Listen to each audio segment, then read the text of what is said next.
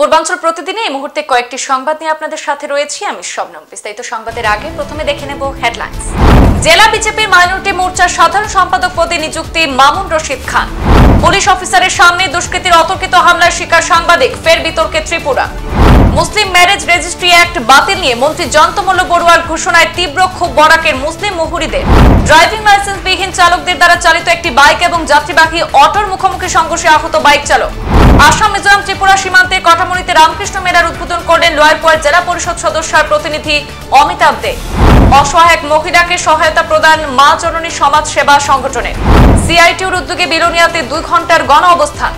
Ramnathpur police পোস্টে দালালদের রমরমা, অভিযোগ এজেওয়াইসিতে। লায়ন্স ক্লাব এবং দ্য ইএনটি ক্লিনিকের উদ্যোগে প্রতিবন্ধী শিশুদের চিকিৎসা শিবির শিলচরে। অসম গণপরিষদের উদারবন বিধানসভা সমিতি ঐক্য শান্তি প্রগতি শপথ গ্রহণ অনুষ্ঠিত।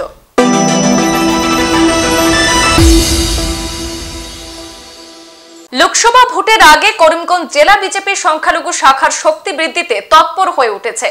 রাতাবাড়ির মামুন রশিদ খানকে জেলা সংখ্যালঘু মোর্চার সাধারণ সম্পাদক পদে নিযুক্তি প্রদান করা হয়েছে। লোকসভা ভোটের প্রাক মুহূর্তে প্রাক্তন কংগ্রেসী মামুন রশিদ খানকে উপযুক্ত মূল্যায়ন করে রীতিমতো পুরস্কৃত করেছে জেলা নেতৃত্ব। বিগত দিনে রাতাবাড়ি বিধায়ক বিজয় মালাকারের হাত ধরে কংগ্রেস ছেড়ে গেরুয়া শিবিরে ভিড়েছিলেন মামুন রশিদ। এর আগে তিনি জেলা বিজেপির সংখ্যালঘু মোর্চার উপসভাপতি পদে আসীন ছিলেন। সদ্য উপসভাপতি থেকে সাংগঠনিক আরো গুরুত্বপূর্ণ সাধারণ সম্পাদক পদে মনোনীত করেছেন জেলা বিজেপির মাইনরিটি মোর্চার সভাপতি বিশ্ববরণ বড়ুয়া।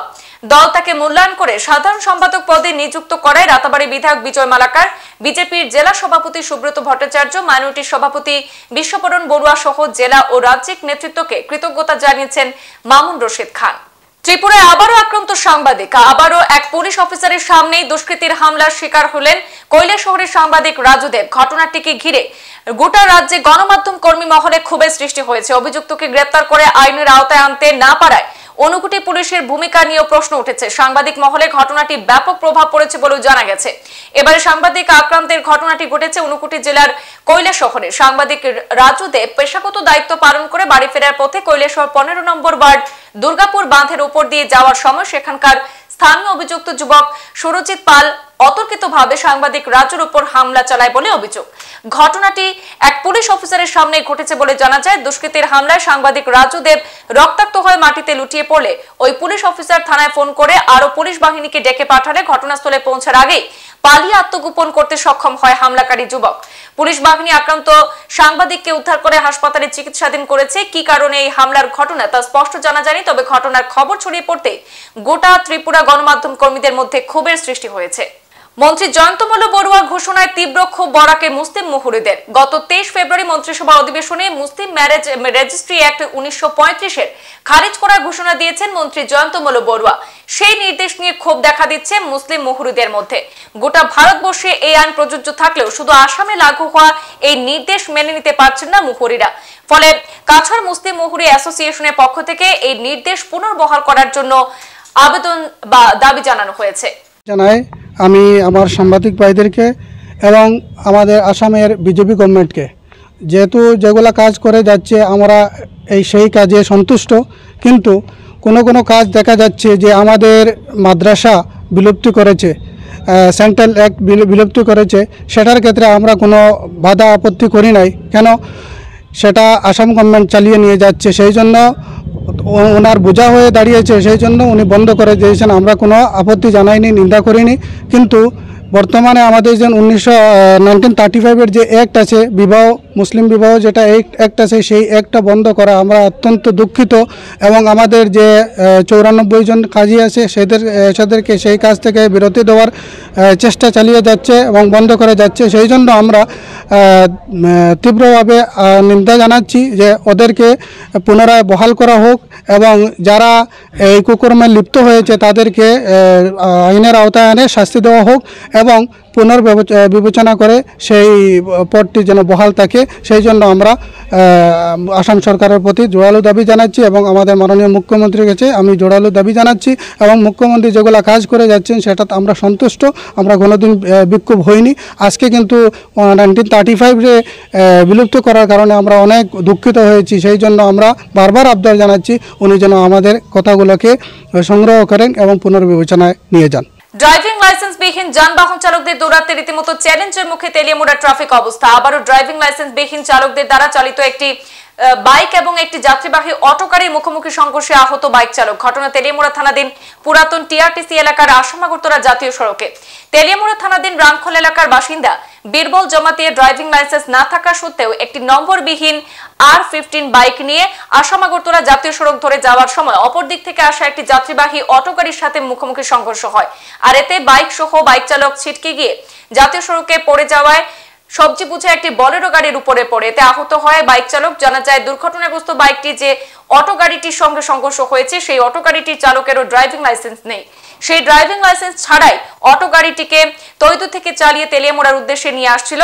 ঘটনার খবর পেয়ে ঘটনাস্থলে পৌঁছায় তেলিয়ামুড়া থানা পুলিশ এবং ঘটনাস্থল থেকে দুর্ঘটনাগ্রস্ত বাইকটি সহ অটো গাড়িটি এবং সবজি বুঝে বলেরো গাড়িটিকেও ঘটনাস্থল থেকে নিয়ে যায় তেলিয়ামুড়া থানায়। সেখানে ট্রাফিক পুলিশের চোখে ফাঁকি দিয়ে ড্রাইভিং লাইসেন্সবিহীন অবস্থায় বিভিন্ন ধরনের যানবাহন চলাচল করছে গোটা ত্রিপুরা রাজ্যে, এমনটাই অভিযোগ উঠছে। তুই দুটি গাইয়া ওইনে ওয়ার্কশপে ঢুকতেছিলাম ওয়ার্কশপে ঢুকতেছিলাম ইয়ে করতো ওই জিনিস লাগানোর লেগা।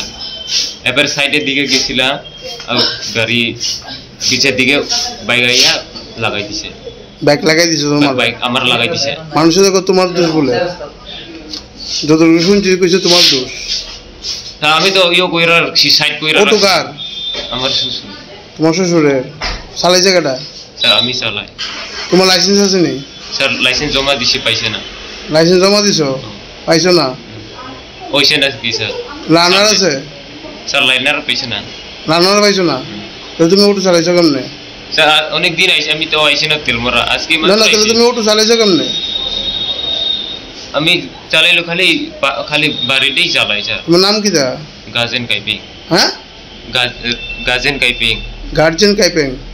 আসাম, মিজোরাম, ত্রিপুরা সীমান্তে কটামনিতে শুরু হলো রামকৃষ্ণ মেলার উদ্বোধন করলেন লয়ারপুয়া জেলা পরিষদ সদস্যের প্রতিনিধি অমিতাভ দে।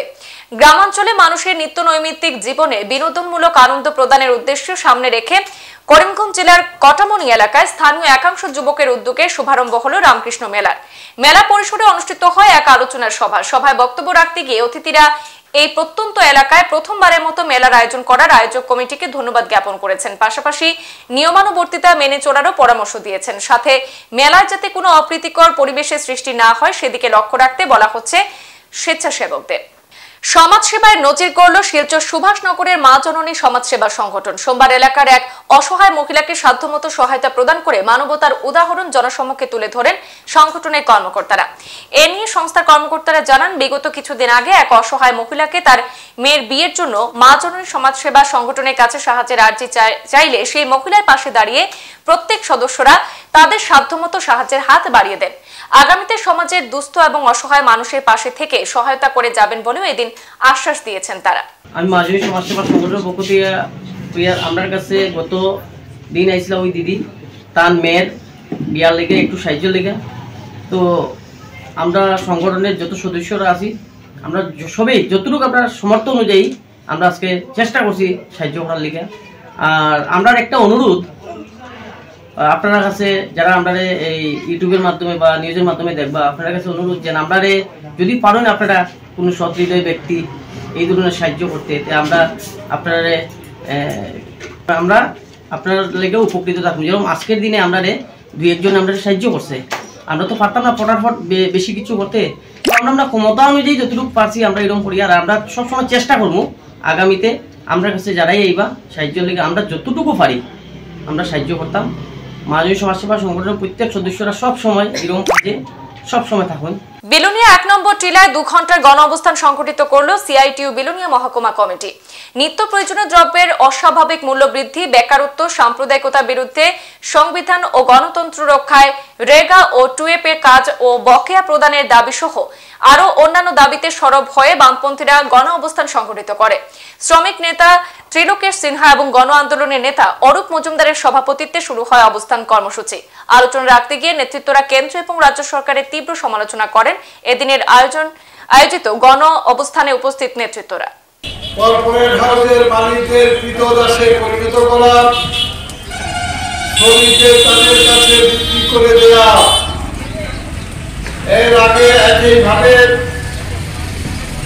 কৃষকদের বিরুদ্ধেও এই ধরনের ষড়যন্ত্র শুরু হয়েছিল কৃষি আইন কার্যকরী করে কর্পোরেট হাউসের মালিকদের কাছে কৃষিকে বিক্রি করে দেওয়ার জন্য সিদ্ধান্ত গৃহীত হয়েছিল, এমনকি আইন হয়ে গেছিল। কিন্তু কৃষকরা দিনের পর দিন, মাসের পর মাস, বছরের পর বছর আন্দোলন সংগঠিত করে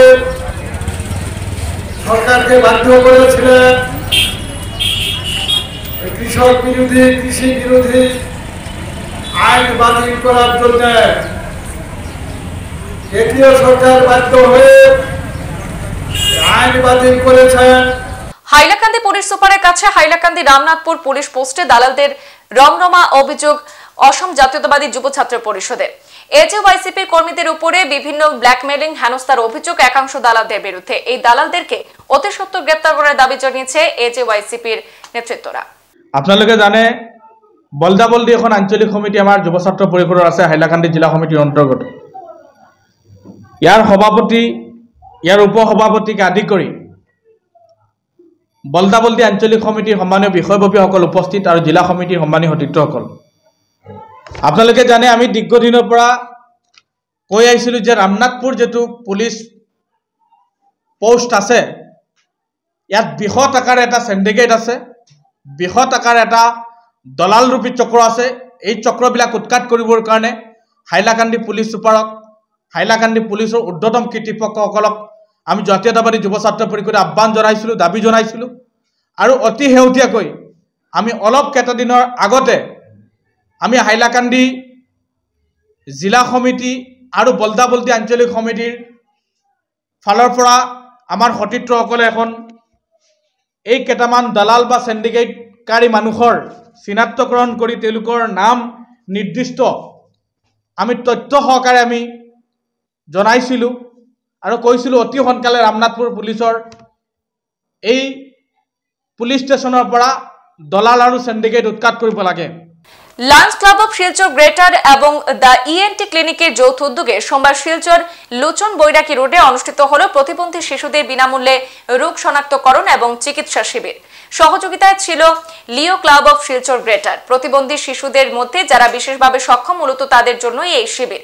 এই শিবিরে উপস্থিত ছিলেন স্পিচ ল্যাঙ্গুয়েজ প্যাথোলজিস্ট এবং শিশুদের অস্থি রোগ বিশেষজ্ঞ চিকিৎসকরা। অনুষ্ঠানে বিশিষ্ট শিশু, অস্থি ও শৈল্য চিকিৎসক ডক্টর সুকল্যাণ দে, গুয়াহাটি থেকে আগত স্পিচ থেরাপি প্যাথোলজিস্ট ডক্টর মানসী শর্মা রোগীদের চিকিৎসা করে প্রয়োজনীয় পরামর্শ প্রদান করে। আমি ডক্টর সুকল্যাণ দে, আমি শিশু, অস্থি, শৈল্য চিকিৎসক, মানে আমি বাচ্চাদের বিকলাঙ্গ এটা দেখি। আর আজকে আমরা খুবই ভাগ্যবান যে Lions Club of Silchar Greater আর Leo Club of Silchar Greater আর দ্য ইএনটি ক্লিনিকের সৌজন্যে আমরা বিশেষভাবে সক্ষম বাচ্চাদের, শিশুদের আমরা একটা পরীক্ষা শিবির আর ট্রিটমেন্ট শিবির করতাম পারাম এখানে। তো আমরা এই ক্যাম্পটার আইডিয়া হলো যে যারা এরকম ধরনের ব্যাধিগ্রস্ত, যারা একটু অসুবিধা হয় হাঁটা চলা করতে, বা যাদের কোনো বিকলাঙ্গতা থাকে, যারা হাত পা এগুলো একটু বাঁকা থাকে, তারা যাতে আমরা ট্রিটমেন্ট করিয়া আমরা মূল স্রোতের মধ্যে নিয়ে আসতাম পারি সোসাইটির। আর অনেকে আছে ধরুন আর্থিক রূপে সক্ষম নাই বা কোনো সামাজিক বাধার লেগে তারা এখানে আইয়া ট্রিটমেন্ট নিতে পারবে না। তাই তারা লেগে আমরা কিতা করলাম, এই ক্যাম্পটা রাখছি যাতে আমরা অগ্রসরিয়া তারা আলিঙ্গন করে আনতাম পারি আর যাতে তারা ট্রিটমেন্টের সুযোগটা আমরা দিতাম পারি। আমরা আশা করলাম যে মানুষের এটারে ভালো রেসপন্স পাইবা আর আমরা সঙ্গে সহযোগিতা করি এটারে আরো সক্ষম সাকসেসফুল করব। অসম গণপরিষদের উদারবন বিধানসভা সমিতি ঐক্য শান্তি প্রগতির শপথ গ্রহণ অনুষ্ঠিত। উক্ত সভা শুরুতে কেন্দ্রীয় কমিটি থেকে আগত সম্পাদক সুজিত দেবকে গামছা পরিয়ে বরণ করে নেন উদারবন বিধান পরিষদের সদস্যরা। এরপর নবনির্বাচিত সদস্যদের শপথ বাক্য পাঠ করান কেন্দ্রীয় কমিটির সম্পাদক সুজিত দেব। কেন্দ্রীয় সম্পাদক সুজিত দেব আজকের সভার উদ্দেশ্য তুলে ধরতে গিয়ে বলেন, কেন্দ্রীয় কমিটির সভাপতি অতুল বরার নির্দেশে আজকের এই শপথ বাক্য পাঠ অনুষ্ঠিত হয় উদারবন সমষ্টিতে। আগামীতে দলকে শক্তিশালী করে একজোট হয়ে ঝাঁপিয়ে পড়ে মিত্রজোটের সরকারকে সহযোগিতা করে মোদীজিকে পুনরায় কেন্দ্রীয় সরকারে নিয়ে আসাই সভার উদ্দেশ্য। নবনির্বাচিত যে কমিটি গঠন হয়েছে তার শপথ গ্রহণ অনুষ্ঠান ছিল। আমাদের বিগত কিছুদিন আগে আপনারা দেখতে পেয়েছেন যে আমাদের কেন্দ্রীয় কমিটি নতুন করে গঠন হয়েছে। তারপর আমাদের কেন্দ্রীয় কমিটির সভাপতি নির্বাচিত হয়েছেন আমাদের মাননীয় অতুল বরা মহাশয় এবং কার্যকরী সভাপতি হয়েছেন কেশব মহন্ত মহাশয়। আমাদের কেন্দ্রীয় কমিটির সভাপতি শ্রী অতুল বরার নির্দেশ মর্মে আজকে আমরা এই শপথ গ্রহণ অনুষ্ঠানে আয়োজিত করেছি উদারবন সমষ্টিতে। উদারবন সমষ্টির নবনির্বাচিত প্রেসিডেন্ট হয়েছেন আমাদের লিয়াকত আলী মহাশয় এবং সম্পাদক আমাদের নেপাল সিং মহাশয়, আর আরেকজন সম্পাদক না ফেরার দেশে চলে গেলেন মাওলানা নুরুল ইসলাম। হিলারা হাই স্কুলের আরবি শিক্ষক ছিলেন প্রয়াত মাওলানা নুরুল ইসলাম। তার অকাল বিয়োগে শোকের ছায়া নেমে এসেছে কালাইনে। মৃত্যুকালে বয়স হয়েছিল 59 বছর। দীর্ঘ বেশ কয়েকটি বছর বিনা সরকারের বেতন ছাড়াই হিলারা হাই স্কুলে আরবি বিভাগে পাঠদান করেছিলেন প্রয়াত মাওলানা নুরুল ইসলাম। রবিবার রাতে হঠাৎ হৃদরোগে আক্রান্ত হয়ে মৃত্যুর কোলে ঢলে পড়েন মাওলানা নুরুল ইসলাম। আজ সোমবার বিকেলে 2টায় পবিত্র জানাজার নামাজ প্রয়াতের বাড়ির সামনে সম্পন্ন হয়। মৃত্যুকালে তিনি রেখে গেছেন বাবা, সহধর্মিনী, এক পুত্র সন্তান এবং কন্যা সন্তান সহ অসংখ্য গুণমুগ্ধ শোকস্তব্ধ পরিবারের প্রতি সমবেদনা জ্ঞাপন করেন হিলারা হাই স্কুলের শিক্ষক, শিক্ষিকা ও ছাত্রছাত্রীরা। সামাজিক মাধ্যমে এক ইসলামিক পণ্ডিতের কুরুচিকর মন্তব্যের ভিডিও ভাইরালকে নিয়ে তীব্র প্রতিক্রিয়া সৃষ্টি হয়েছে। ভাইরাল পণ্ডিতের নাম হযরত মাওলানা নজরুল ইসলাম। 14 ফেব্রুয়ারি কাছাড় জেলা লক্ষ্মীপুর জিরিঘাটে আয়োজিত বার্ষিক ওয়াজ মাহফিলে মুখ্য অতিথি ছিলেন ও ইসলামিক পণ্ডিত হযরত মাওলানা নজরুল ইসলাম। তিনি তার নির্ধারিত সময়ের চেয়ে 1 ঘন্টা দেরি করে এসেছিলেন। শুধু তাই নয়, দেরিতে এসেও তিনি অজুহাত দেখিয়ে পালিয়েছিলেন। ফলে উপস্থিত দর্শক শ্রোতাদের জবাবদিহির সম্মুখীন হতে হয়েছিল আয়োজক কমিটির বলেও অভিযোগ জানিয়েছেন তারা। মাওলানার এই কর্মকাণ্ড কোনোভাবে গ্রহণযোগ্য নয় বলে মন্তব্য করেন কমিটির কর্মকর্তারা। সেখান থেকে পালিয়ে আরও কাটাকালে অনুষ্ঠিত এক ওয়াজ মাহফিলে অংশ নিয়ে মাওলানা নজরুল ইসলাম যে বক্তব্য করেন তাতে লজ্জান্বিত হয়ে পড়েছেন বলে সংবাদ মাধ্যমকে জানিয়েছেন তারা। মাওলানার এই কর্মকাণ্ডের জন্য জনগণের কাছে উচিত বিচার দাবি করেন।